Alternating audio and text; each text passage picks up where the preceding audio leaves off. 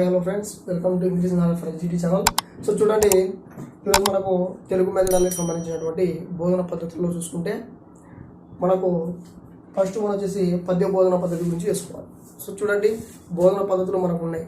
So మనకు వేరే వేరే కంటెంట్లు చూసుకుంటే సో సబ్జెక్ట్లో మనకు లాంగ్వేజ్ పరంగా డిఫరెంట్గా ఉంటాయి, మామూలుగా సబ్జెక్ట్ పరంగా వేరేగా ఉంటాయి. లాంగ్వేజ్లో మనకు సో పద్యాలని, గద్యాలని, సో ఉపవాచకాలని, సో తర్వాత వచ్చేసి మనకు గేయ రూపంలో, సో ఈ విధంగా మనకు డిఫరెంట్గా తగులుతూ ఉంటాయి. వ్యాసాల రూపంలో అని చెప్పేసి, లేఖల రూపంలో అని చెప్పేసి మనకు డిఫరెంట్ వంటి మనకు ప్రక్రియల రూపంలో తగులుతూ ఉండడం జరుగుతుంది. సో అర్థమవుతుందా? మనకు దీంట్లో ప్రక్రియలు అంటే వేరే వేరే విధంగా ఉంటాయి. అదే సబ్జెక్ట్ పరంగా తీసుకుంటే మనకు సబ్జెక్ట్ కేవలం ఈ రూపాలలో ఉండదు. సో కేవలం ప్రక్రియలు అనేవి ఉండవు కాబట్టి సో మనకు అన్నిటికీ ఒకే పద్ధతిని ఉపయోగిస్తుంటాం బోధన పద్ధతిలో. సో ఉపన్యాస పద్ధతి, ఆ పద్ధతి, ఈ పద్ధతి అనుకుంటాం. కానీ ఇక్కడ మాత్రం మనకు పద్యాలు ఉంటాయి, సో గద్యాలు ఉంటాయి, సో లేఖలు ఉంటాయి, చూడండి ఉపవాచకాలు ఉంటాయి, సో వ్యాకరణం సంబంధించినటువంటి గ్రామర్కి సపరేట్ ఉంటుంది. సో అదేవిధంగా మనకు ఈ విధంగా తీసుకుంటుంటే ప్రతి ప్రక్రియకి మనకు ఒక బోధన, సో ఒక టీచింగ్ మెథడ్ అనేది ఉంటుంది. సో అందులో మనకు తీసుకుంటే ఫస్ట్ వన్గా పద్య బోధన పద్ధతి. సో పద్యం అంటే మనకు గుర్తొస్తే కేవలం 4 లైన్లు ఉన్నట్టు మాత్రం పద్యాలు కాదు. సో ఇక్కడ మెథడాలజీ ప్రకారం చూసుకుంటే గేయాలు వస్తాయి, సో బాల గేయాలు వస్తాయి, సో నెక్స్ట్ వచ్చేసి కథానికలు వస్తాయి. దాంతో పాటు చూసుకుంటే మనకు ముత్యాల సరాలు, రుబాయిలు, సో గజల్, సో ఇటువంటివి కూడా మనకు వేది కిందకి వస్తాయి, పద్య బోధన కిందకి రావడం అనేది జరుగుతూ ఉంటుంది. అసలు ఈ పద్య బోధన వల్ల మనకి ఏది యూజ్ అంటే, సో చూడండి బాగా గుర్తుపెట్టుకోండి, పద్య బోధన వల్ల మనకు ఏమొస్తుందంటే రసానుభూతి కలుగుతుంది. సో చూడండి ఏమొస్తుంది, రసానుభూతి మనకు కలుగుతుంది సో పద్యాల వల్ల. సో రసానుభూతి అంటే ఏంటంటే చూడండి, మనకు నవరసాలు ఉన్నాయి. సో కోపం, శాంతం, ఉద్వేగం, సో బీభత్సం, ఉత్సాహం, సో ఇటువంటి హాస్యం, సో ఇటువంటి నవరసాలు ఉన్నాయి కాబట్టి ఆ నవరసాల అనుభూతి అనేది మనకు ఈ పద్యాలు అనేవి కనిపిస్తూ ఉంటాయి. సో మోస్ట్ ఇంపార్టెంట్, పద్య బోధన వల్ల మనకు ఉపయోగం ఏమైనా ఉందంటే రసానుభూతి కలిగిస్తుంది. సో గుర్తుపెట్టుకోండి, ఒక బోధన పద్ధతిలో వచ్చేసి రసానుభూతిని కలిగించేటువంటి బోధన పద్ధతి ఏంటంటే అది పద్యానికి సంబంధించినటువంటి బోధన పద్ధతి అని గుర్తుపెట్టుకోవాలి. సో ఈ విధంగా ఉన్నటువంటి పద్య బోధన మనకు సో చూడండి వివిధ స్థాయిల్లో చూడండి, మనకు వివిధ స్థాయిల్లో అంటే ఎలిమెంటరీ స్థాయిలో ఏం బోధించాలి, ఎటువంటి పద్యం బోధించాలి, మాధ్యమిక స్థాయిలో ఎటువంటి పద్యాలు బోధించాలి, సో ఉన్నత స్థాయిలో మనకి ఏ విధంగా పద్యాలు బోధించాలి అనేవి మనకు మెథడ్లో ఇవ్వడం అనేది జరిగింది. పద్యం అంటే మనకు చూడండి 3rd క్లాస్ నుంచి, సో ఎలిమెంటరీ 1st క్లాస్ నుంచి చూసుకుంటే 5th వరకు ఒక రకంగా పద్యాలు అనేవి ఉంటాయి. మనకు 5th నుంచి 8th వరకు తీసుకుంటే ఒక రకమైనటువంటి పద్యాలు అనేవి ఉంటాయి. సో మనకు 9th 10thలో సో ఇంటర్మీడియట్ లెవెల్ ఆ విధంగా పోయినప్పుడు ఒక రకమైనటువంటి పద్యాలు తగ్గుతూ ఉంటాయి. ఆ పద్యాలను బేస్ చేసుకున్న స్థాయిలను బట్టి మనకు ఆ క్లాస్ వరకు డివైడ్ చేసుకోవడం అనేది జరుగుతుంది. అంటే స్థాయిని బట్టి మారుతూ ఉంటాయి పద్యాలు కూడా. సో చూడండి, మనకు ప్రాథమిక స్థాయిలో చూసుకుంటే, సో ప్రాథమిక స్థాయి అంటే ఒక 3rd 4th 5th వరకు చూసుకోండి. సో ప్రాథమిక స్థాయిలో మనం చూసుకుంటే పద్యాలు ఏ విధంగా ఉంటాయి, బాలగేయాల రూపంలో ఉంటాయి, సో మనకు గేయాల రూపంలో ఉంటాయి, సో కథనాల రూపంలో ఉంటాయి, జనరల్గా ఉంటాయి. సో దాన్ని క్రీడలు ఉపయోగించి మనం ఏం చేస్తాం, ఆ పద్యాలను నేర్పిస్తూ ఉంటాం. అంటే చూడండి సింపుల్గా ఉంటాయి పద్యాలు కూడా. సో చూడండి ఎటువంటి ఛందస్సు కూడా ఎక్కువగా ఉపయోగించారు. సో చూడండి గురులోకులకు సంబంధించినవి కూడా ఎక్కువ ఉపయోగించారు, పద్యాల్లో ఉన్నా కూడా ఉపయోగించారు. కేవలం వాళ్ళ బేసిక్ ప్రకారం మనం ఏం చేస్తాం, బాలగేయాల రూపంలో, గేయాల రూపంలో, సో అభినయ గేయాల రూపంలో, లేకపోతే నాటకాల రూపంలో, లేకపోతే మనకు సంభాషణ రూపంలో, లేకపోతే మనకు చూడండి చివరగా ఈ ప్రాథమిక స్థాయిలో మనకి ఏం చేస్తారంటే క్రీడలను ఉపయోగించి వీటిని నేర్పించడానికి చేస్తూ ఉంటారు. సో కేవలం నేర్పించడానికి, చదివించడానికి మాత్రమే. ఈ దాంట్లో ప్రాథమిక స్థాయిలో క్రీడలను ఉపయోగించి ఈ పద్యాలను చేర్పించడం అనేది జరుగుతూ ఉంటుంది. అదే మనకు మాధ్యమిక స్థాయిలో వస్తాయి. సో చూడండి మాధ్యమిక స్థాయిలో మనకు ఈ ఛందస్సులు, సో చూడండి ఈ ఛందస్సులు ఇటువంటి సంబంధించినటువంటివి తగ్గుతూ ఉంటాయి. ఛందస్సుకు సంబంధించినటువంటి పద్యాలు, సో కందం, సీసం ఇటువంటివి. దీంతో పాటు మనకు భక్తి, వస్త, రసానుభూతి, సో ఇటువంటి పద్యాలు కూడా మనకు ఇక్కడ రావడం అనేది జరుగుతూ ఉంటుంది. సో చూడండి ఈ పద్యాలు కేవలం మనకు భక్తి, వస్త, కర్మ, సో ఇటువంటివి ఉంటాయి కదా. సో దానికి తెలపడానికి మాత్రం మనకు మాధ్యమిక స్థాయిలో రావడం అనేది జరుగుతూ ఉంటుంది. సో ఇది టెట్ కాంపిటేట్లో అడగడం అనేది జరిగింది. సో చూడండి టెట్ కాంపిటేట్లో భక్తి, వస్త, రసానుభూతి కలిగినటువంటి పద్యాలు ఏ స్థాయిలో మనం బోధించడం జరుగుతుందంటే చూడండి మాధ్యమిక స్థాయిలో జరుగుతుంది. దీంట్లో కేవలం మనకు సో చూడండి ధర్మం, న్యాయం, సో కాల విలువ ఇటువంటి సంబంధించినటువంటి పద్యాలు ఎక్కువ శాతం మాధ్యమిక స్థాయిలో మనకు కనిపించడం అనేది జరుగుతూ ఉంటుంది. సో చూడండి, ఈ విధంగా ఉన్నటువంటి మాధ్యమిక స్థాయి నుంచి మనకు ఉన్నత స్థాయికి వెళ్తే, సో చూడండి ఉన్నత స్థాయిలోకి వెళ్తే ఇక్కడ ఉన్నటువంటి ఛందస్సులు డెప్త్గా పోయి దాంతోపాటు మనకు విగ్రహ వాక్యాలను చెప్పుకుంటూ, సో చూడండి విగ్రహ వాక్యాలను చెప్పుకుంటూ సందులను ఉపయోగించుకుంటూ దాంతోపాటు మనకు అలంకారాలు, సో చూడండి అలంకారాలను చేస్తూ హై లెవెల్లో అనమాట. సో మనం పద్యాలు అనేది బోధిస్తూ ఉంటాం. అర్థమవుతుందా? ఈ విధంగా మనకు ఏ స్టేజ్లో ఉంటుంది? ఉన్నత స్థాయి లెవెల్లో ఉండడం అనేది జరుగుతుంది. సో ఇక్కడ చూస్తే కేవలం మనకు గేయాల రూపంలో, బాలగేయ రూపంలో, అభినయ గేయాల రూపంలో, నాటక రూపంలో మనకు పద్యాలు అనేది బోధించబడుతాయి ఆ స్టేజ్లో. లేదా క్రీడలను ఉపయోగించి పద్యాలను సింపుల్గా నేర్పించడానికి మనము పాటుపడుతూ ఉంటాం ఈ దాంట్లో ప్రాథమిక స్థాయిలో. అదే మనం మాధ్యమిక స్థాయిలో చూసుకుంటే చూడండి, సో పద్యాలు చెప్తాం. సో పద్యాలలో ఉన్నటువంటి రసానుభూతి, సో భక్తి, వాత్సల్యాలకు సంబంధించినటువంటి కాన్సెప్ట్ను ఛందస్సును ఉపయోగించి మనం ఏం చేసుకుంటాం? పద్యాలను నేర్పిస్తూ ఉంటాం. అదే మనకు థర్డ్ స్టేజ్కి వస్తాయి, ఉన్నత స్థాయికి వస్తాయి. ఇక్కడ ఆ పద్యానికి చెబుతూ సో పద్య వివరణ ఉంటుంది, అలంకారాలు నేర్పిస్తూ ఉంటాం, దాంట్లోనే ఛందస్సును నేర్పిస్తుంటాం, సందులు, విగ్రహ వాక్యాలు ఇవల్ల తీసుకుని మనము దాన్ని అంటే డెప్త్ను నేర్పిస్తూ ఉంటాం. ఇది ఉన్నత స్థాయికి సంబంధించి. ఈ విధంగా మనకు 3 లెవెల్స్లో మనకు ఏముంటాయి? పద్యాలు అనేటివి బోధన అనేవి జరుగుతూ ఉంటాయి. సో ఈ విధంగా మనకు పద్యాలు అనేటి స్థాయిని బట్టి చెప్తూ ఉంటాం. సో చూడండి, ఈ విధంగా చెప్పినటువంటి పద్యాలు మనం ఏ విధంగా బోధించాలి, సో చూడండి ఏ విధంగా బోధించాలి అనేది చూస్తూ ఉండాలి. సో చూడండి పద్య బోధన. సో ఫస్ట్ పద్య బోధనలో మనకు వివిధ రకాల బోధన పద్ధతులు ఉన్నాయి. అందులో చూసుకుంటే మనకు ఫస్ట్ వన్ చూసుకుంటే పూర్ణ పద్ధతి ఏంటంటే సో పూర్ణ పద్ధతి.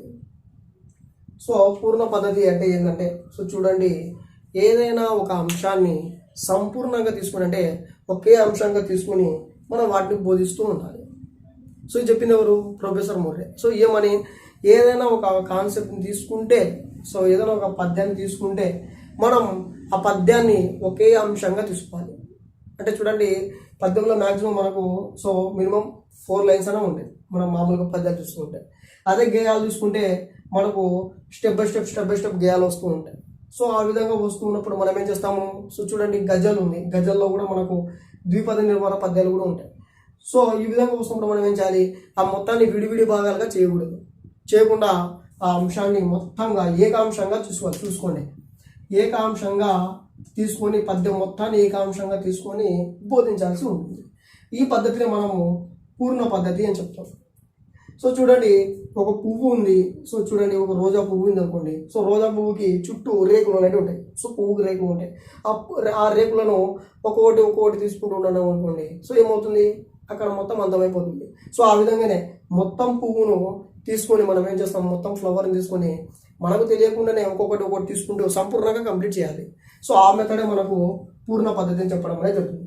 ఇక్కడ అంశాన్ని ఏం చేస్తారంటే చూడండి, ఆ అంశాన్ని ఏకాంశంగా తీసుకొని దాన్ని ఏం చేస్తారంటే చెప్తూ ఉంటారు. చెప్పి తర్వాత భావాన్ని చెప్పిస్తారు. అర్థమవుతుందా? ఇప్పుడు ఒక పద్యం ఉందండి, ఎగ్జాంపుల్ తీసుకోండి. అనగనగా రాగం మతి చెరుచులు ఉండు అంటాం, తినగా వేము తీయముండు, సాధనమైన పనులు సమకూడదనమాట, విశ్వదాభిరామ వినురవేమ అని ఒక పద్యం ఉంది మనకు. సో చూడండి ఈ పద్యాన్ని మనము మొత్తాన్ని ఒకటే అంశంగా తీసుకుంటాం. సో ఈ పద్యం మొత్తం కలిపి ఒకటేసారి ఈ పద్యం మొత్తం నేను చదివాను కదా, ఆ విధంగా చదివేసిన తర్వాత దాని భావము లేదా సారాంశాన్ని ఏం చేస్తాము అప్పుడు చెప్తాం. ఇప్పుడు ఇది ప్రజెంట్ ట్రెండ్లో కూడా ఉంది, ఆధునిక పద్ధతి కూడా ఇదే. సో చూడండి ఫస్ట్ పద్యం మొత్తం చెప్తాం, చెప్పిన తర్వాత భావాన్ని వివరిస్తాం. ఏం చేస్తాం? భావాన్ని లేదా తాత్పర్యాన్ని వివరిస్తూ ఉంటాం. సో తింటూ ఉంటే వేపాకు తీయగా ఉంటుంది, చేస్తుంటే పండ్లు కూడా సమగ్రం అవుతూ ఉంటాయి. సో కాబట్టి ఈ విధంగా మనము ఏం చేస్తుంటాం? వెంటనే భావాన్ని కూడా చెప్తూ ఉంటాం. అంటే ఇప్పుడు ఉన్నటువంటి 4 సెంటెన్స్లో ఒక్కోదాన్ని విడిగా తీసుకోం. మనం చెప్పేటప్పుడే 4 సెంటెన్స్ని కలిపి చెప్పేసి ఏం చేస్తాం? భావాన్ని వివరిస్తూ ఉంటాం. ఈ పద్ధతి మనకు పూర్ణ పద్ధతిగా చెప్పడం అనేది జరిగింది. ఇప్పుడు ప్రజెంట్ ఆధునిక పద్ధతి కూడా ఇదే ఉండడం అనేది జరిగింది. ఇది మనోవైజ్ఞానిక శాస్త్రం ప్రకారం అనుకూలంగా కూడా ఉంది. సో చూడండి, సో పూర్ణ పద్ధతి.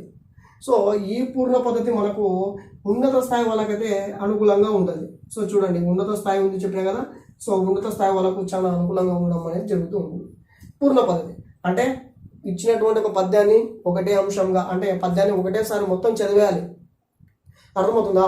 మళ్ళీ డివైడ్ చేసి ప్రతి దానికి మీరు భావం చెప్పుకుంటూ రాకూడదు. ఇప్పుడు అనగనగా రాగం అని ఉంది. సో చూడండి, అనగనగా రాగము మతి చేరుచు నుండు అని అడవుడు కట్ చేసి పాడుతుంటే పాటలు వస్తాయి. ఈ విధంగా చెప్పకూడదు. మళ్ళీ సెకండ్ తీసేసి తినగా వేము తీయకుండా అని చెప్పేసి నిలబెట్టి మళ్ళీ తింటూ ఉంటే వేపాకు తీయగా ఉంటుంది. ఈ విధంగా చెప్పారు. దీంట్లో ప్రతి అంశాన్ని నిలబెట్టి చెప్పారు. ఆ మొత్తం అంశాన్ని పద్యాన్ని ఏం చేస్తారంటే కంప్లీట్గా పూర్తిగా చెప్పేసి తర్వాత భావాన్ని లేదా తాత్పర్యాన్ని చెప్తారు. ఆ విధంగా చెప్పిన తర్వాత పిల్లలకు ఏం చేస్తారంటే, సో చూడండి, పిల్లలకు వర్క్ రూపంలో ఇచ్చి ఆ సెంటెన్స్ని ఆ వాక్యాన్ని డెవలప్మెంట్ కోసము హోంవర్క్ లెక్క ఇస్తూ ఉంటారు. వాళ్ళు సర్చింగ్ చేసి సమాచారం తీసుకొస్తూ ఉంటారు ఈ పూర్ణ పద్ధతికి సంబంధించి.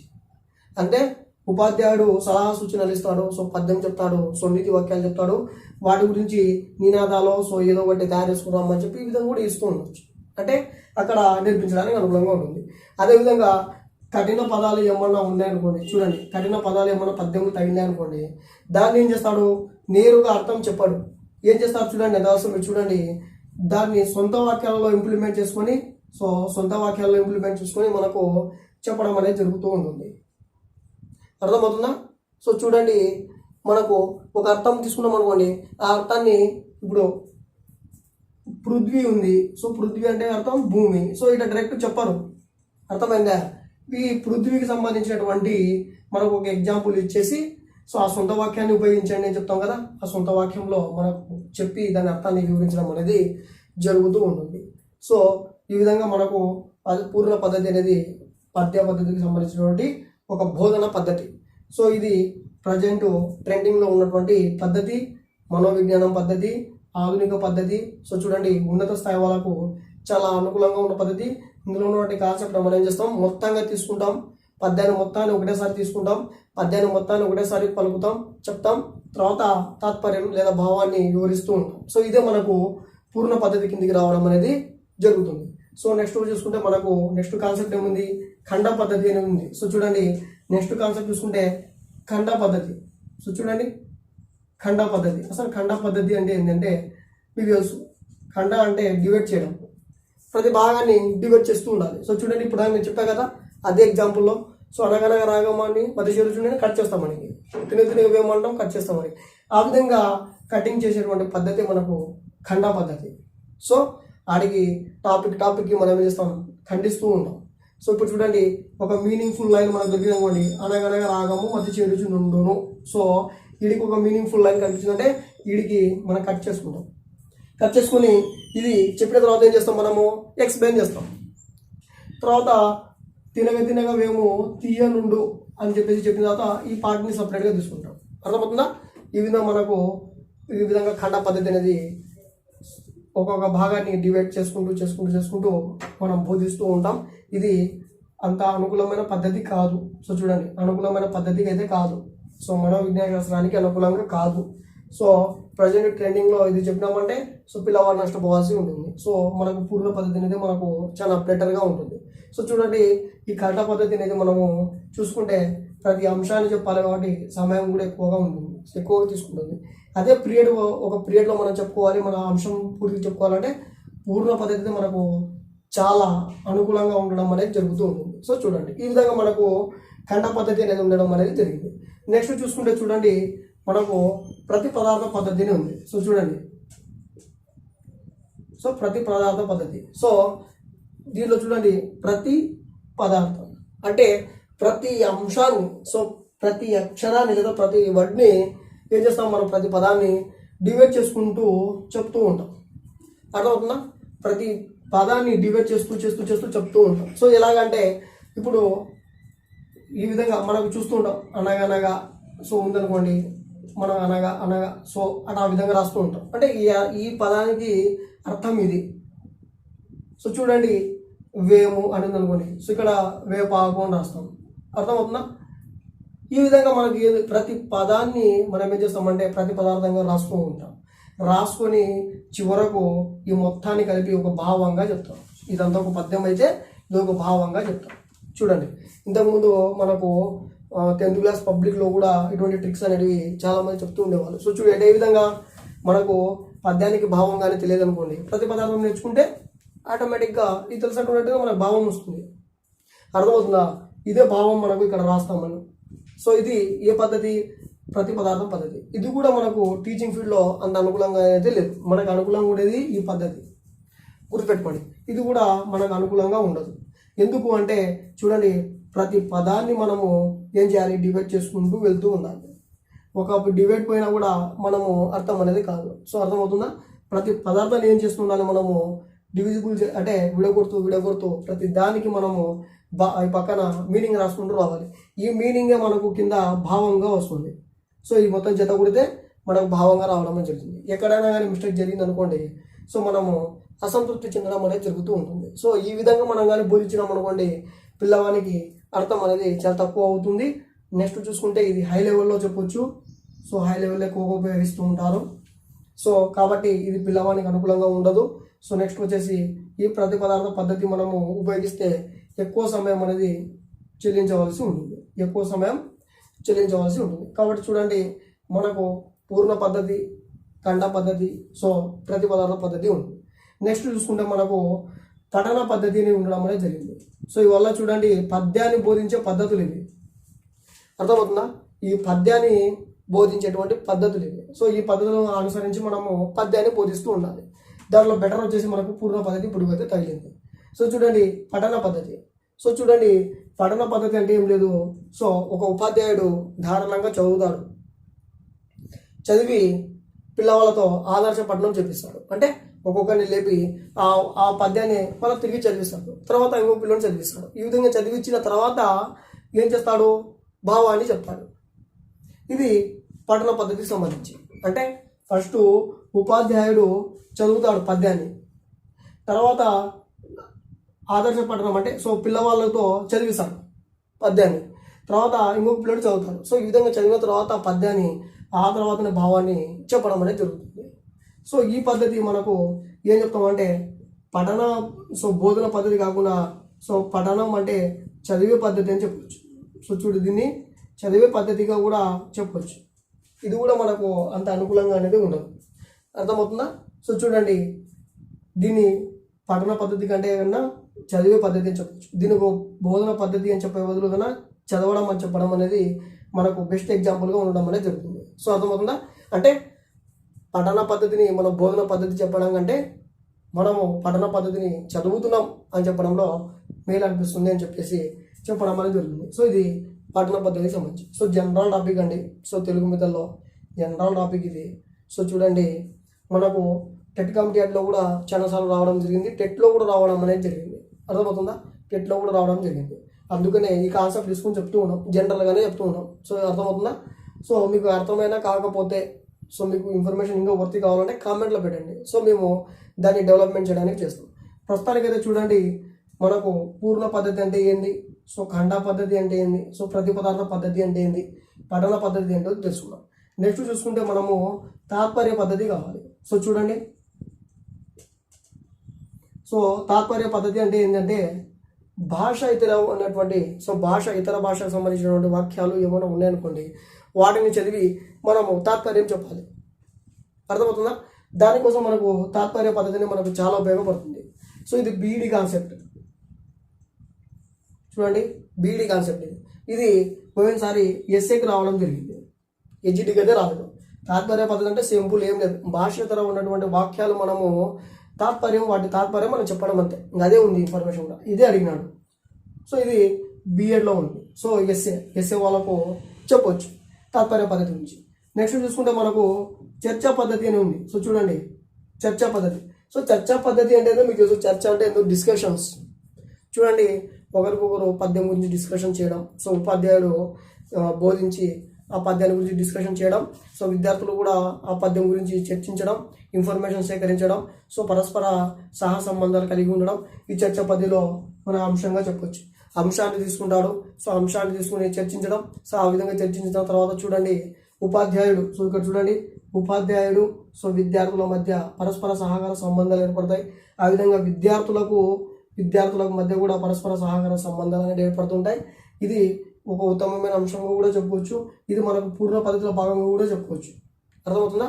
అంటే ఒక చిన్న అంశంగా, పూర్ణ పద్ధతిలో ఒక చిన్న అంశంగా చెప్పుకోవచ్చు. ఎందుకంటే ఇది కూడా ట్రెండింగ్కి బాగుంటుంది. ఆధునిక పద్ధతికి ఇది కూడా సహాయ సహకారంగా ఉంటుంది. ఒక పద్యం చెప్తున్నాము, సో ఉపాధ్యాయుడు పద్యం మొత్తం చెప్పిన తర్వాత భావం చెప్పాడు, సో దానికి సంబంధించినటువంటి డిస్కషన్ జరుగుతుంది.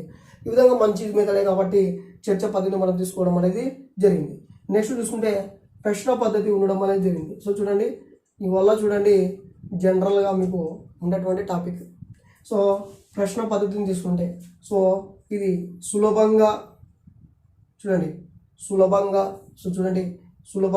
నెరవేరేటువంటి పద్ధతి.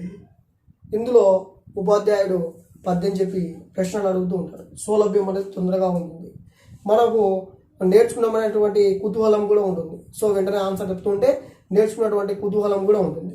సో అలసట విసుగు అనేది చాలా తక్కువగా ఉంటుంది. ఎందుకు, మన దగ్గర ప్రశ్నలు అడుగుతూ ఉన్నాడు. సో ఇప్పుడు మన దగ్గర ఉన్నాం, ఒక కాన్సెప్ట్ ఇప్పుడే చెప్పినాం, మీరు నేర్చుకున్నారు. సో ఆ కాన్సెప్ట్ సంబంధించి వెంటనే మీకు క్వశ్చన్ అడిగితే మీకు ఎంజాయ్మెంట్ ఉంటుంది. ఎందుకంటే ఇప్పుడే నేర్చుకున్నారు, అప్పుడే అడుగుతున్నారు కాబట్టి సో మీకు ఒక ఎంజాయ్మెంట్ ఉంటుంది. సో అలసట అనేది ఉండదు, విసుగు అనేది ఉండదు, సమయం కూడా తొందరలో కూడా అర్థం కావడానికి బాగుంటుంది. ఇది ప్రశ్న పద్ధతికి సంబంధించి. ఇప్పుడు పద్యం ఉంది, సో పద్యం గురించి చెప్పడం జరుగుతుంది.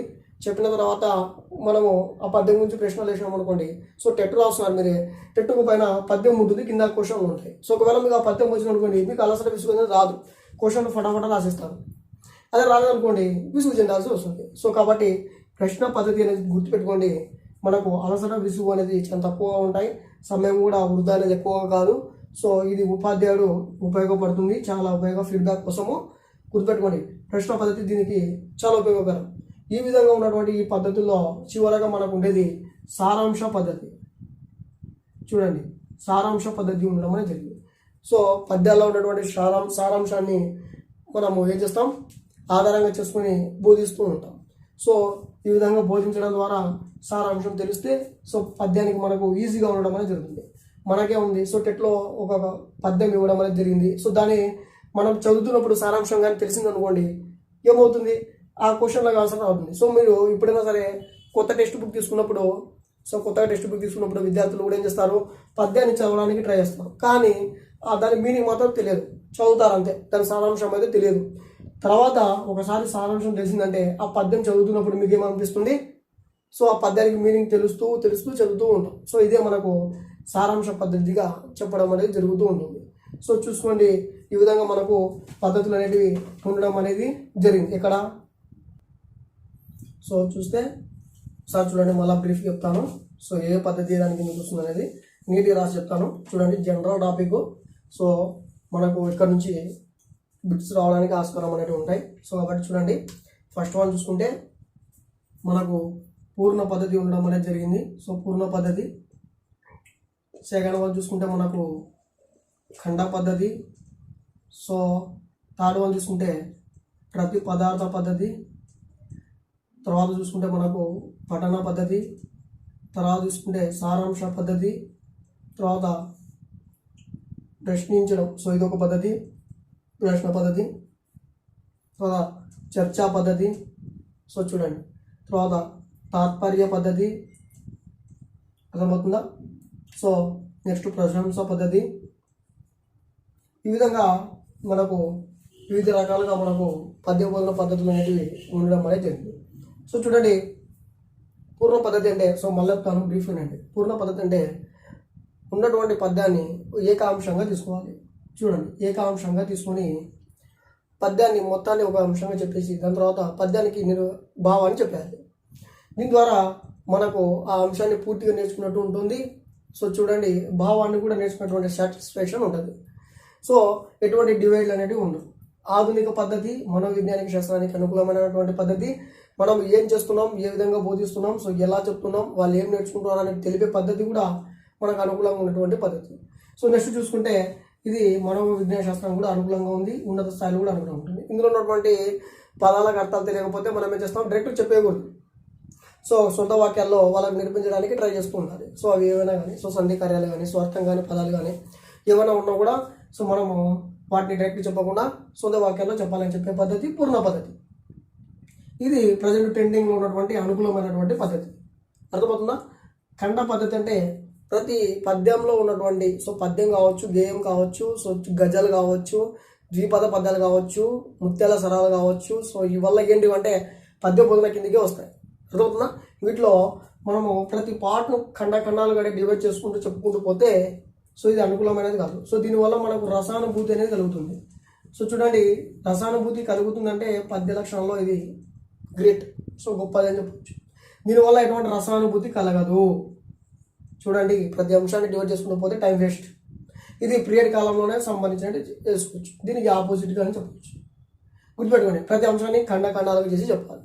థర్డ్ వన్ చూసుకుంటే ప్రతి పదానికి అర్థం చెప్పుకుంటూ వెళ్ళాలి. చూడండి, ప్రతి పదానికి అర్థం చెప్పుకుంటూ వెళ్ళి ఆ అర్థాలను మొత్తం జోడిస్తే మనకు భావం అనేది వస్తుంది. ఇది కూడా మనకు ఖండ పద్ధతికి అనుకూలంగా ఉంటుందేమో కానీ పూర్ణ పద్ధతికి వ్యతిరేకం. రసానుభూతి అనేది రాదు. అర్థమవుతుందా? సో ఇటువంటి యూజ్ అనేది ఉండదు ఈ విధంగా. సో చూడండి, ఉంటే హై లెవెల్ వాళ్ళకి యూజ్ కావచ్చు. అర్థమవుతుందా? తర్వాత పఠన పద్ధతి. సో మనకు సాంగ్స్ రూపంలో కానీ, సో బాలగేయాల రూపంలో కానీ, నాటకాల రూపంలో కానీ శ్రవణంతో మనం వింటూ ఉన్నప్పుడు మనం ఏం చేస్తూ ఉంటాం, పఠిస్తూ ఉంటాం. ఆ పఠిస్తున్నప్పుడు మనం వింటూ నేర్చుకుంటూ ఉంటాం. సో ఉపాధ్యాయుడు చెప్తూ ఉంటాడు, పిల్లలతో కూడా చదివిస్తూ ఉంటాడు. సో చూడండి, చెప్తాడు, సో చదువుతాడు, చదివిస్తాడు. దీని ద్వారా పద్యం అనేది బోధన అనేది జరుగుతూ ఉంటుంది. సో ఇది కూడా మనకు రసానుభూతిని కలిగించదు. అర్థమవుతుందా? సో ఇది కూడా మనకు ఆపోజిట్గానే ఉండడం అనేది జరుగుతూ ఉంటుంది. సారాంశ పద్ధతి. సో చూడండి, సారాంశ పద్ధతిలో చూసుకోండి, మీకు పద్యంలో ఉన్నటువంటి భావాన్ని తెలిసినప్పుడే నీకు ఆ పద్యం వాల్యూ అనేది తెలుస్తుంది. ఇది ముర్రే చెప్పినది, మనం చెప్పినది కాదు, ప్రొఫెసర్ ముర్రే. నీకు అంతర్భాగంగా ఉన్నటువంటి భావనలు, ఉద్దీపనలు ఆ పద్యానికి సంబంధించి ఆ భావనలు, ఉద్దీపనలు నీకు తెలిసినప్పుడు మాత్రమే నీకు ఆ పద్యం యొక్క వాల్యూ తెలుస్తుంది. అంతవరకు తెలియదు. ఆ వాల్యూని తెలిపేదే సారాంశ పద్ధతి. ఒకసారి మనకు ఆ సారాంశం నేర్చుకుని పద్యం చదివినాం అనుకోండి, మనకు క్లియర్ కట్గా అనేది వినిపిస్తుంది. సో అర్థమవుతుంది. ఇదే మనకు సారాంశ పద్ధతి అని చెప్తూ ఉంటాం. అంటే ఇక్కడ ఉపాధ్యాయుడు పద్యాన్ని చదివి సారాంశం చెప్తాడు అంటే భావం రూపంలో చెప్తాడు. అప్పుడు మనకు రెండోసారి చదివించినప్పుడు, ఆ పద్యమే చదివించినప్పుడు మనకు సారాంశం అనేది గుర్తుకు వస్తూ ఉంటుంది. సో సారాంశం చదివినట్టే ఉంటుంది పద్యాన్ని కూడా. ఆ పద్ధతే సారాంశ పద్ధతి. నెక్స్ట్ ప్రశ్న పద్ధతి. ఇది మనకు పూర్ణ పద్ధతిలో భాగంగా చెప్పవచ్చు. సో దీనిలో ఎటువంటి అలసట ఉండదు, విసుగు ఉండదు. పిల్లవాళ్ళకు అప్పుడే నేర్పిస్తాడు, వెంబడే క్వశ్చన్ అడుగుతుంటాడు, అక్కడ నుంచి రిప్లై వస్తూ ఉంటాయి కాబట్టి సో అలసట విసుగు ఉండదు ప్రశ్న పద్ధతిలో. సో సానుకూలంగా జరుగుతూ ఉంటుంది, తొందరగా కూడా అయిపోవడానికి సిలబస్ కారణమవుతుంది. పూర్ణ పద్ధతిలో భాగంగా చెప్పవచ్చు. అర్థమవుతుందా? చర్చా పద్ధతి. సో ఉపాధ్యాయుడి కేంద్రీకృతంగా ఉండి చర్చలు అడుగుతూ ఉంటాడు. సో చర్చలు జరుగుతూ ఉంటాయి ఉపాధ్యాయునికి, విద్యార్థులకు సో జరుగుతూ ఉంటాయి. ఈ అంశం మీద జరుగుతున్నప్పుడు, డిస్కషన్ జరుగుతున్నప్పుడు నాలెడ్జ్ అనేది పెరుగుతూ ఉంటుంది. సో ఇది చర్చ పద్ధతి కూడా మనకు అనుకూలంగా ఉంటుంది. అర్థమవుతుందా? మనకు తాత్పర్య పద్ధతి అంటే మనకు భాషేతర ఉన్నటువంటి, సో మాతృభాషేతర అంటే మన భాషలో కాకుండా వేరే భాషల్లో ఉన్నటువంటి పద్యాలను మనం చదివి మన తాత్పర్యం నేర్చుకుంటూ ఉంటాం. సో దానికి యూజ్ అయ్యే పద్ధతి తాత్పర్య పద్ధతి. ప్రశంస పద్ధతి అంటే మనము పిల్లవాళ్ళకు తెలియనటువంటి కొన్ని రసానుభూతి అనుభవాలు ఉంటాయి దాంట్లో. సో కొన్ని కఠినమైన పదాలు ఉంటాయి. సో వాటిని తీసుకొని వాళ్ళకి అర్థం కానిటువంటి నిర్వచనాలను తీసుకొని మనం చెప్పాలి. చెప్పించి వాళ్ళు నేర్పించిన తర్వాత వాళ్ళు నేర్చుకున్న విధానాన్ని మనం అభినందిస్తే దాన్ని ప్రశంస పద్ధతి అని చెప్తాం. దానికి కూడా అతను తొందరగా నేర్చుకోవడానికి ఆస్కారం అనేది ఉంటుంది. ఈ విధంగా మనకు పద్య బోధన పద్ధతిలో వివిధ రకాల బోధనలు అనేటివి ఉండడం అనేది జరిగింది. మనకు చెప్పాం వివిధ దశల్లో కూడా పద్య బోధన అనేది ఏ విధంగా ఉంటుంది స్థాయిలో అని. ఇది ఏమంటారు, ప్రాథమిక స్థాయిలో ఏ విధంగా ఉంటుంది, మాధ్యమిక స్థాయిలో ఏ విధంగా ఉంటుంది, నెక్స్ట్ వచ్చేసి ఉన్నత స్థాయిలో ఏ విధంగా ఉంటాయి. ప్రాథమిక స్థాయిలో ఏముంటాయి, బాలగేయాలు, అభినయ గేయాలు, నాటకాలు. సో వీటిని మనం ఏం చేయాలి, పద్య రూపంలో ఉన్నటువంటి క్రీడల రూపంలో నేర్పిస్తుండాలి. సెకండ్ స్టేజ్కి వచ్చేసరికి ఏముంటాయి, సో మనకు అప్పటికి శ్రవణం చెందేటువంటి విధానాలు అనేవి ఉంటాయి. సో శ్రవణం చెందేటువంటి విధానాలు ఏమున్నాయి, సో పద్యాలే. సో ఆ పద్యాలను మనం ఏం చేయాలి, సో మనకు ఇవి ఛందస్సులు ఉన్నాయి. సో ఛందస్సులకు సంబంధించిన పద్యాలు. సో మనకు రసానుభూతి. సో చూడండి, భక్తి, కరుణ, రసము, వాత్సల్యం, రసము కలిగినటువంటి పద్యాలను మనం ఎన్నుకోవాల్సి ఉంటుంది. వీటి ద్వారా మాత్రమే మనం మాధ్యమిక స్థాయిలో మనము ఏర్పాటు చేయాల్సి ఉంటుంది. ఉన్నత స్థాయిలో ఏముంటాయి, పిల్లవాడు ఉన్నత స్థాయికి వచ్చిన తర్వాత క్రియేటివిటీ ఉంటుంది. సో సృజనాత్మక ఆలోచనలు వస్తాయి. విమర్శనాత్మక అంటే ఏది మంచి ఇది చెడు అనేటువంటి ఆలోచన వస్తాయి. అటువంటిప్పుడు ఏం చేయాలి, మంచి చెడులకు సంబంధించినటువంటి పద్యాలు పెట్టాలి. దానికి సంబంధించినటువంటి సంధ్యులు, విగ్రహ వాక్యాలు, అలంకారాలు, సందులు, సమాసాలు, ఛందస్సులు. సో ఇటువంటి వాటికి సంబంధించినటువంటి పద్యాలలో నేర్పిస్తే వాడు ఉన్నత స్థాయిలో డెవలప్మెంట్ అనేది ఉంటుంది. అంటే స్టేజ్ని బట్టి ఇవి మారుతూ ఉంటాయి. సో కాబట్టి పద్యాలు అంటే 3 స్థాయిలో అనేవి ఉండడం అనేది జరుగుతుంది. ఈ విధంగా ఉన్నటువంటి ఈ పద్య బోధనలో మనకు సోపానాలు అనేటివి ఉంటాయి. సో చూడండి, ప్రతి దానికి సోపానాలు ఉండడం జరుగుతుంది. ఆ సోపానాలు చూస్తే మన లెసన్ ప్లాన్లో కూడా రాయడం అనేది జరుగుతుంది. సో సోపానాలు చూడండి, ఫస్ట్ మనకు ప్రవేశం ఉంటుంది, సెకండ్ది ప్రదర్శన అనేది ఉంటుంది, థర్డ్ది పునర్విమర్శ ఉంటుంది, ఫోర్త్ది గైహికం అని ఉంటుంది. ఇవి మనకు కామన్ లెసన్ ప్లాన్లో కూడా మనం ఈ విధంగానే చేస్తుంటాం. అసలు ప్రవేశంలో ఏముంటుంది? ఫస్ట్ ప్రవేశంలో మనం ఎంట్రీ అవుతాం, పలకరింపు అవుతుంది. సో సో గుడ్ మార్నింగ్ అంటే గుడ్ మార్నింగ్, గుడ్ ఆఫ్టర్నూన్ అంటే గుడ్ ఆఫ్టర్నూన్, పలకరింపు అవుతుంది, ఏదో ఒకటి మాట్లాడతాం. తర్వాత ఉన్మీకీకరణ చేస్తాం. ఉన్మీకీకరణ అంటే ఏంది? వాడు ఏకాగ్రతగా లోపించినప్పుడు మనకు తెలిసినటువంటి కొన్ని ప్రశ్నలు వాడికి తెలిసినటువంటి ప్రశ్నలే ఉండాలి. సో అడుగుతూ ఉన్నప్పుడు వాడు మనకెళ్ళి కాన్సన్ట్రేషన్ పెట్టడం అనేది జరుగుతుంది. దీన్ని ఉన్మీకీకరణ అంటాం. ఈ విధంగా ప్రశ్నలు అడిగి వాడికి తెలిసినటువంటి ప్రశ్నలు అడిగి సో వాటిని మన సబ్జెక్ట్లోకి తీసుకొచ్చి తర్వాత మనం మూడో స్థాయికి ఏం చెప్తాం?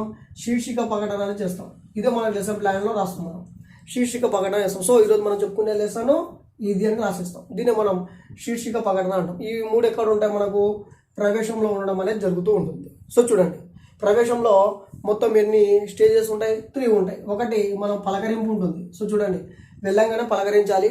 తర్వాత మనకు ఉన్ముఖీకరణ ఉంటుంది. సో ఉన్ముఖీకరణ అంటే ఏంటంటే మనకు ఆ కాన్సెప్ట్ సంబంధించినటువంటి రిలేటెడ్ అంటే వానికి సంబంధంగా వానికి తెలిసినటువంటి క్వశ్చన్లు అడుగుతాం, వాడు దానికి ఆన్సర్ చెప్తాడు. సో ఆన్సర్ చెప్పిన తర్వాత సో మనం ఈరోజు చెప్పుకునే కాన్సెప్ట్ ఇదని శీర్షిక ప్రకటన చేస్తాం. ఈ మూడు ఎక్కడ ఉంటాయి? ప్రవేశంలో ఉండడం అనేది జరుగుతుంది. సో ప్రతి పద్ధతికి అంతే. నెక్స్ట్ చూడండి, ప్రదర్శన. సో చూడండి, ఇంకా నెక్స్ట్ టెక్స్ట్ బుక్లో ఉన్నటువంటి విద్యా ప్రమాణాలు మొత్తం మనకు ఇక్కడ ఉండడం అనేది జరుగుతుంది. ప్రదర్శనలో కవి పరిచయాలు కానివ్వండి, సో మనకు ఆలోచించండి, చదవడం, చర్చించండి కానుంచి మొదలు పెట్టుకొని తర్వాత మనకు చిత్రాలు చూపించి మనకు చూపిస్తారు కదా, అవి కానివ్వండి, సో కవి పరిచయాలు కానివ్వండి, సో నెక్స్ట్ కాన్సెప్ట్ బోధిస్తున్నటువంటి బోధన ఉపకరణాలు కానివ్వండి, అర్థం కావడానికి బోధన ఉపకరణాలు కానివ్వండి, సో నెక్స్ట్ వచ్చేసి మనం తయారు చేసుకున్నటువంటి టైమింగ్ కానివ్వండి, సో మొత్తము ప్రదర్శన అనేది ఇక్కడ జరుగుతూ ఉంటుంది. అంటే విద్యా ప్రమాణాలు ఉన్నాయి కాబట్టి భాష అవగాహన, విషయ అవగాహన అంటారు దాన్ని. సో పదజాల అభివృద్ధి, సో సృజనాత్మకత, ప్రశంస, ఈ విధంగా ఉన్నటువంటి విద్యా ప్రమాణాలు మనం ఏం చేస్తాం? ఇక్కడ ప్రదర్శనలో రాపట్టడానికి ట్రై చేస్తూ ఉంటాం. అర్థమవుతుందా? సో దానికి సంబంధించినటువంటి మ్యాటర్ మొత్తం ఎక్కడ చెప్తూ ఉంటాం? మనం ప్రదర్శనలో చెప్తూ ఉంటాం. కంటెంట్ ఎక్కడ చెప్తాం? మనం ప్రదర్శనలో చెప్తూ ఉంటాం. ఇంకా మిగిలినటువంటి పునర్విమర్శ మనకు మూల్యాంకనం అంటుంది. సో చూడండి, ఈ మూల్యాంకనం మనం ఏం చేస్తాం? మనం ఇంతవరకు నేర్పించినటువంటి విద్యా ప్రమాణాలు ఆధారంగా చేసినటువంటి బోధనా ప్రక్రియ ప్రదర్శన జరిగితే ఆడు ఎంతవరకు నేర్చుకున్నాడో ఫీడ్బ్యాక్ కావాలి కాబట్టి వాటి నుంచి స్పష్టీకరణలు తీసుకోవాలి కాబట్టి మనం ఏం చేస్తాం? మూల్యాంకనం అనేది చేస్తూ ఉంటాం. సో మూల్యాంకనం చేస్తే అతను ఏం చేయాలి? చెప్పాలి ఆ ఫీడ్బ్యాక్. దీన్ని మనం ఫీడ్బ్యాక్ కిందికి తీసుకుంటాం. పునర్విమర్శ అనేది లెసన్ ప్లాన్లో కూడా మనకి ఇదే ఉంటుంది. సో చూడండి, చివరకు మనకు ఉండేది ఏంది? గైహికం. సో గైహికం అంటే ఇంటి పని. సో చూడండి, ఇంటి పని ఏం చేస్తాం? మనము ఆ పద్యం చెప్తాం, ఆ గేయం చెప్తాం. చెప్పిన తర్వాత వాటిని కొన్ని కఠినమైన పదాలు ఉన్నా, సో లేకపోతే రిలేటివ్ టాపిక్ ఏమైనా ఉన్నా, ప్రాజెక్ట్ వర్క్ ఉన్నా, సో సమాచార సేకరణలు ఏమన్నా కింద ఉంటే ఆ కృత్యం చేయమని ఇచ్చి ఉంటే ఏం చేస్తాం? ఇంటి పనిగా ఇస్తాం. అంటే ఆ సబ్జెక్ట్కి సంబంధించిన రిలేటెడ్గా ఇంటి పని మాత్రం ఇస్తాం. ఈ విధంగా ఇచ్చినప్పుడు అతను తీసుకురావడం అనేది ఇంటి పని చేసుకురావడం అనేది జరుగుతుంది. సో ఈ విధంగా మనకు పద్య పద్ధతిలో సోపానాలు అనేవి ఉండడం అనేది జరిగింది. సో మన లెసన్ ప్లానే సోపానాల కిందకి రాసుకుంటాం. సో మీరు ప్రాక్టికల్కి వెళ్ళినప్పుడు సో ఇటువంటి చేసుకుని వెళ్ళి చెప్పి వస్తూ ఉంటారు. సో ఇది మనకు ఓవరాల్గా పద్య బోధనకు సంబంధించి ఉన్నటువంటి మనకు మెదడులో ఉన్నటువంటి మ్యాటర్. సో చూడండి, మేము ఎస్ఏకి సంబంధించినటువంటి మ్యాటర్ అయితే తీసుకోలేదు. ఒకటి ఎక్కడ అంటే ఈ తాత్పర్య పద్ధతి ఉంది చూడండి, ఇది మాతృభాషేతర పద్ధతి అని. సో ఇది ఎస్ఏ వాళ్ళ బిల్లో ఉండడం జరిగింది. సో పోయినసారి కూడా ఎస్ఏకి అడగడం జరిగింది. చూడండి, పద్య పద్ధతి గురించి టెట్లో రావడం జరిగింది, టెట్ కమ్ టీఆర్టీలో రావడం జరిగింది. సో అర్థమవుతుందా? నెక్స్ట్ ఖండ పద్ధతి గురించి రావడం జరిగింది, ప్రతిపదార్థ పద్ధతి గురించి రావడం అని జరిగింది. సో నెక్స్ట్ చూసుకుంటే ఇక్కడ ప్రవేశంలో 3 ఉన్నాయి కదండి, వీటి గురించి కూడా అడగడం అనేది జరిగింది. సో చూడండి, మనకు చూడడానికి చాలా జనరల్ టాపిక్. సో చూడండి, స్థాయిలు ఉన్నాయి కదండి, మాధ్యమిక స్థాయి. ఆ స్థాయిలో మనకు మాధ్యమిక స్థాయిలో ఉన్నటువంటి భక్తి వస్తాకరణ రసం అనేది ఏ స్థాయిలో పద్యం బోధన ఎన్నుకోవాలి అని రావడం అనేది జరిగింది, మాధ్యమిక స్థాయి. ఈ విధంగా మనకు మ్యాటర్ అనేది రావడం జరిగింది. ఓసారి వినండి, అర్థం కాకపోతే రెండోసారి వినండి, అప్పుడు కూడా అర్థం కాకపోతే కామెంట్లు అడగండి. సో నెక్స్ట్ మేము దాన్ని అర్థం చేయడానికి ట్రై చేస్తూ ఉంటాం. సో చూడండి, మీకు ఎగ్జాంపుల్ కిందకి కొన్ని ప్రీవియస్ పేపర్లో క్వశ్చన్స్ అనేది తీసుకురావడం జరిగింది. ఎందుకంటే మెథడ్స్ అనేది జనరల్ టాపిక్, సో జనరల్గా ఉంటుంది. సో మనం చెప్పే టాపిక్ జనరల్గా ఉన్నా కూడా దాని నుంచి వస్తాయి లేదా మీ సందేహం ఉండొచ్చు. కాబట్టి తీసుకురావడం అనేది జరిగింది. చూడండి ఫస్ట్ క్వశ్చన్ మనకు 2019 సో 2018 సో టెట్ కమిటీ నుంచి రావడం జరిగింది. పద్య బోధనలో ఉపాధ్యాయుడు బోధన ఉపకరణాలను ఎప్పుడు ఉపయోగిస్తాడు? చూడండి ఈ దాంట్లోనే కాదు, సో చూడండి పద్య బోధనలోనే కాదు, ఏ సబ్జెక్ట్ అయినా సరే బోధన ఉపకరణాలు ఎప్పుడు ఉపయోగిస్తాడంటే ఉపాధ్యాయుడు బోధన కొనసాగుతున్నప్పుడు ఉపయోగిస్తుంటాడు, సందర్భాన్ని బట్టి. ఇది ఆన్సర్ ఉంటుంది. సెకండ్ చూడండి, పద్యం లేదా గేయాన్ని ఏకమొత్తంగా వివరించి పిల్లలకు ఆనందాభివృద్ధిని కలిగించేటువంటి ఆ పద్య బోధన టైప్ రకం ఏదని అడిగినాడు. సో చూడండి పద్యాన్ని ఏకాంశంగా లేదా ఏకమొత్తంగా చెప్పేటువంటి పద్ధతి ఒకటే ఉంది. నేను ఫస్టే చెప్పడం స్టార్టింగ్ నుంచి, అదే పద్ధతి పూర్ణ పద్ధతి. సో కాబట్టి దీనికి ఆన్సర్ వచ్చేసి మనకు పూర్ణ పద్ధతి రావడం జరిగింది. ఇది 2019లో డిఎస్సిలో అంటే టెట్ కమిటీ యాక్ట్లో రావడం అనేది జరిగింది. సో చూడండి పద్యాన్ని గేయాన్ని ఏకమొత్తంగా చెప్పడం, దీన్ని మనము ఏకాంశంగా చెప్పడం అంటాం. సో ఏకాంశంగా చెప్పడం అర్థమైందా? సో నెక్స్ట్ చూడండి, భక్తి వాత్సల్యం కరుణ రస పద్య వాచకాల్లో ఈ స్థాయిలో మనకు ఉండాలి అని ఇచ్చాడు. సో చూడండి మన స్థాయిలు చెప్పాం కదా, భక్తి కరుణ వాత్సల్యం ఏ స్థాయిలో ఉంటాయి? మనకు మాధ్యమిక స్థాయిలో ఉంటాయి. సో ఇది కూడా మనకు 2019 టెట్ కమిటీ యాక్ట్లో రావడం అనేది జరిగింది. సో చూడండి ఇప్పుడు ప్రవేశంలోని సోపానాలు, సో ఇది టెట్కు వచ్చింది. సో టెట్కు వచ్చింది, టెట్ కమిటీ యాక్ట్ కూడా వచ్చింది. ప్రవేశంలోని సోపానాలు మనమే చెప్పాం, బోధన సోపానాలు. ఏ బోధన సోపానాలు అయినా సరే మనకు 4 ఉన్నాయి. ప్రవేశం, ప్రదర్శన, సో నెక్స్ట్ వచ్చేసి మనకు పునర్విమర్శ, తర్వాత గైహికం అని చెప్పాం. ఇక్కడ ఏమడుగుతున్నాడు? ప్రవేశం గురించి అడుగుతున్నాడు. ప్రవేశంలోని సోపానాలు ఏంటివి అని అడుగుతున్నాడు. సో ప్రవేశంలోని సోపానాలు మనకి ఎన్ని ఉంటాయి? 3 ఉంటాయి. సో చూడండి అందులో కానిది అంటే చూడండి మనకు తెలిసింది కావాలి. సో ప్రవేశంలోని సోపానాలు కానివి అని అడిగాడు. సో మనకు తెలిసినటువంటివి ఫస్ట్ మనం ఏం చేస్తాం? పలకరింపు చేస్తాం, తర్వాత ఉన్ముఖీకరణ చేస్తాం, తర్వాత శీర్షిక ప్రకటన చేస్తాం. ఈ 3 మనకు ప్రవేశంలో ఉండడం జరిగింది. అక్కడ ఎక్స్ట్రా కలిగింది మనకు ఆన్సర్ కావడం అనేది జరుగుతుంది. నెక్స్ట్ చూసుకుంటే పద విభజన చేస్తూ ప్రతి పదానికి అర్థం చెప్పేటువంటి పద్ధతి ఏంది అని అడగడం జరిగింది. ఎప్పుడు? సో 2022 టెట్లో ప్రతి పదాన్ని సో చూడండి, ఒక అనగనగా రాగం మతి చేసి నుండి కట్ చేస్తాడు, తినగా తినగా వేము తీయకుండా కట్ చేస్తాడు. అంటే దీనికి సంబంధించిన సారాంశం చెప్తాడు, దీనికి సంబంధించిన భావం చెప్తాడు, తర్వాత ఆ విధంగా ఖండన చేసుకుంటూ వెళ్తూ ఉంటాడు. ఇదే మేము చెప్పింది. దీన్ని మనం ఏమంటాం? ఖండన పద్ధతి అంటాం. సో చూడండి ఖండన పద్ధతి అంటాం. సో ఈ పద్ధతిని మనకు అడగడం జరిగింది ఎక్కడ? సో 2022 టెట్లో. నెక్స్ట్ చూడండి, పద్య బోధన పరమ లక్ష్యం. సో చూడండి ఇది కూడా టెట్లో అడగడం అని జరిగింది 2022లో. పద్య బోధనకు ఉన్నటువంటి పరమ లక్ష్యం ఏది అంటే ఒకటే గుర్తుపెట్టుకుని స్టార్టింగ్ రావడమే చెప్పా, రసానుభూతిని కలిగించాలి. ఏం కల్పించాలి? రసానుభూతిని కలిగించాలి. సో మేము స్టార్టింగ్ చెప్పింది ఇది, రసానుభూతిని కలిగించాలి పద్యం అనేది. సో నవరసాలు ఉన్నాయి కదా, ఆ అనుభూతిని కలిగించేదే పద్యం. సో ఇది పరమ లక్ష్యమే మనకు రసానుభూతి. ఇది మనకు 2022 టెట్లో అడగడం జరిగింది. సో ఇంకోటి 2018 టెట్ కమిటీ యాక్ట్ లేదా టెట్లో కూడా అడిగింది ఏంటంటే వాక్యాన్ని, సో వాక్యం సంబంధించినటువంటి అర్థాన్ని నేరుగా చెప్పకుండా సొంత వాక్యాల్లో చెప్పేటువంటి పద్ధతి ఏదైనా అడిగాడు. సో చూడండి అది కూడా మనకు పూర్ణ పద్ధతి కిందకే వస్తుంది.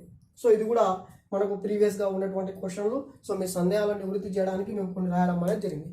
సో దీనికి సంబంధించినటువంటి టెస్ట్ మీకు ఏమైనా కావాలంటే టెలిగ్రామ్లో ఈరోజు చెప్పినటువంటి కాన్సెప్ట్ మరో రోజుకి ఎగ్జామ్ పెడతాం కాబట్టి టెలిగ్రామ్లో కూడా వచ్చేసేయండి. సో మా ఇన్ఫర్మేషన్ అనేది మీకు వర్త్ అనిపిస్తే లైక్ చేయండి, షేర్ చేయండి అండ్ కామెంట్ చేయండి.